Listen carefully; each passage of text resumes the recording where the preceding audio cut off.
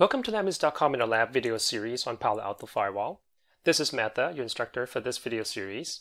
For a complete list of Palo Alto videos, you can visit our website under the security section. There you can also sign up for our newsletters to receive the latest video updates. In this video, we are going to see what Palo Alto App ID technology is all about. I would say this is probably one of the more important videos that you need to watch, as App ID is such an important component of Palo Alto Firewall. We are going to create a series of security policy rules using the App ID, and this can serve as your best practice guideline for any Palo Alto Firewall implementation. So make sure you do not skip this video. Our lab setup is identical to what we had in the last video. We got our Palo Firewall sitting in between our internal corporate network and the internet. On the inside, it connects to our core switch 1, which has a server VLAN 32, and that's where our Windows 2012 domain controller DNS server is sitting on with the IP of 172.16.32.40.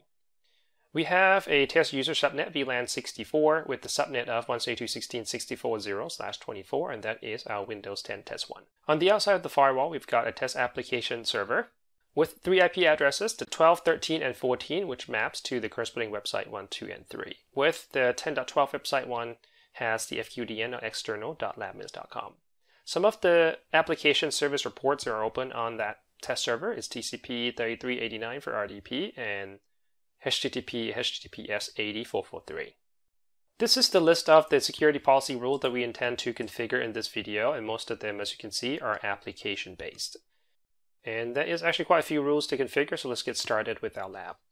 Application identification, or App ID in short, pretty much existed since the beginning of the Palo Alto, and is actually one of the components that makes it a next generation firewall.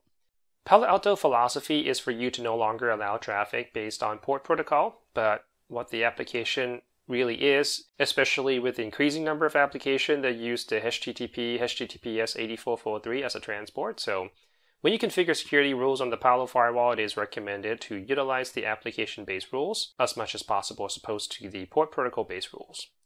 In general, App ID works similarly to any other application recognition technology. The firewall needs to inspect enough packets and match them against application signatures in order to declare traffic to belong to an application. What makes App ID unique are the detail of how the app matching is actually performed by the firewall. There is a concept of base application, which is a generic app that firewall used to initially identify traffic, for example, the Facebook and the Twitter. If the traffic is encrypted in SSL or SSH, it will be passed through decryption policy first before getting reevaluated by the App ID. As the firewall gathers more information on the traffic, it may change to micro application. For example, what used to be Facebook-based initially detected by the firewall might become a Facebook chat, or Twitter-based becomes Twitter post. What this means is it is possible for application assigned to traffic to change over time as the firewall gather more information from the traffic and start narrowing down the application. The relationship between the based and micro application is called dependency, and there are two types of dependency. One is called implicit, and the other is, as you may guess, explicit.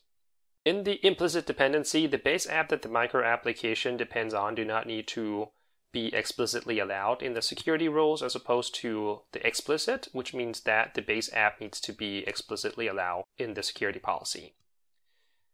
In addition to the concept of dependency, our application also comes with a set of default ports, and these are well-known ports where there's TCP, UDP ports that applications are known to use, and you will see later that we have an ability only to allow traffic that uses this port. Now that you understand a little bit more about the App ID, now let's take a look and see what that looks like on the firewall. Here we can go to Objects, under Application, which is a little section that we skipped in the last video. We went through the addresses and the services.